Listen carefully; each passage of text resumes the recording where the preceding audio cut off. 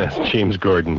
Okay, now, you're about to meet Jay Winkler. Now, Jay's a pretty typical guy. He buys groceries. He goes for walks in the park. Sometimes he goes hiking in the mountains. One thing different about Jay, though, is he does all of those activities without shoes. That's right, bare feet. Rain or shine, snow or sand, winter or summer. Jay is a member of the Dirty Soul Society. I've reached him in Alberta today. How you doing, Jay? Just fine, thanks. What's the weather like there? You got snow on the ground? Not in Tabor here where I'm visiting, but in Calgary it's still nice and clear and warm enough. Yeah, warm enough to go barefoot? Of course. And you do that in the wintertime too? Yeah. Essentially, if you think about it, usually you're walking to the car, going in to buy groceries, or in my case, I go to the gym quite often, and you just kind of walk and to the buildings from your car, and it's not a huge long walk, and very comfortable. Well, I don't know, Jay. I once went out to get the paper in my bare feet in the snow, and it took about 10 minutes for my feet to get back to feeling normal. Oh, you see, I guess we have different feelings than normal. To me, normal is to be in bare feet, and for others maybe it's to have them wrapped up and closed in leather devices. Well, I guess it's fair to say your feet are probably a little tougher than mine. I would think so, Arthur. You do get used to it, and you do develop extra thickness of the bottom of your skin. It's not calloused. They look like normal feet, but you definitely do have more protection, and your muscles are stronger, your joints become stronger, and everything about it is just that much healthier. Well, how much of your time do you spend shoeless? Well, other than work, it's pretty much all the time. But a lot of restaurants give you a hard time too. Restaurants are one area that they just haven't seen the 90s yet. Essentially, there is a law that states that if you work in a restaurant, you have to have shoes on. But there's no law that states, and this is one of the myths, there's no law that states that you have to wear shoes to eat in a restaurant. So most restaurants actually don't give me much of a problem. You must run into no shirt, no shoes, no service signs once in a while. You learn to almost ignore them because it's almost an American style sign that's gone up, and even some of the places that have them on, they'll state to you that they enforce them rather selectively. Well, you mentioned you don't have your barefoot choice at work. What do you do? I'm a pharmaceutical representative. Ah. When you're running into clinics and doctors' offices and giving a corporate image, you have to basically appear very corporate. Pretty much need the shoes, yeah. Yeah. Haven't hit the career high on that one yet. When did you become a barefoot convert?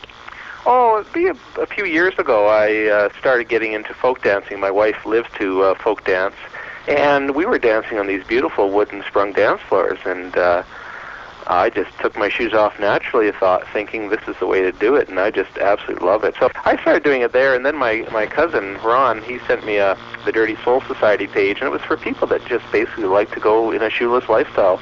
I sort of thought they were a little on the extreme. When it's 40 below, you can believe that I'm not out barefooting for 2 hours. I hope not. Something about losing your appendages that doesn't make a lot of sense. So I just started kind of incorporating it. I thought, well, why bother? I'm just going to the car and then going into the gym. So I started going barefoot there. And then you just start really enjoying it, going everywhere. You must drop a few jaws, though, along the way. Oh, I think you do get a few stares, and you do have people wondering how you do it when you are, say, on the snow or on the ice. And, when it's not too cool out, you can go for quite some time before it starts feeling a little cool on the toes. But you do get the odd stare, and you kind of explain it, and then you usually do get a few converts where people say, you know what, when I was young and a child, I always enjoyed going barefoot, and I don't know why. It's funny you would say that. It's funny you'd say that, Jay, because I was just thinking, boy, I used to love running around barefoot. How come I don't do it anymore? How come we don't do it anymore? This is it, Arthur. I mean, you got older, but you also grew up, and I'm only doing part of that. What about the hazards, though? You must cut your feet and no. Get the... No? No, it's surprising. You do walk differently. You walk more on the forefront of your foot than the heel. When you walk with a shoe, you kind of strike the heel and roll it out. When you go barefoot, you just naturally kind of step more on the forefront, and you do get tougher soles so that you don't tend to pick up stuff. And I've walked past and through glass and then just noticed it after I've walked past it. And you've had to remove the few odd little burry stuff that accumulates, but it's surprising how fast your feet do adjust and how much better they feel. Yeah. I know people that are bothered by everything from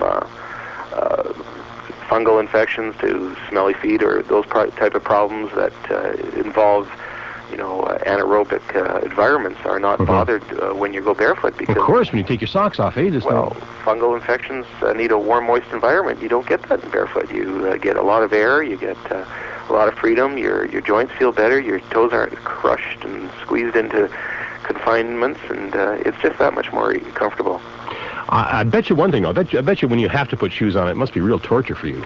Well, your feet do get wider. Your feet start spreading out. They start enjoying themselves, and then when you have to go cramp them back, they do give you some feedback. But I try to get into footwear now that does have ample room for my shoes when I've normally gone barefoot for a while.